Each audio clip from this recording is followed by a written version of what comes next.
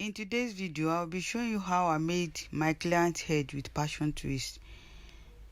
Just watch the video from the beginning to the end and you see how it comes out. It looks beautiful at the end of the braid.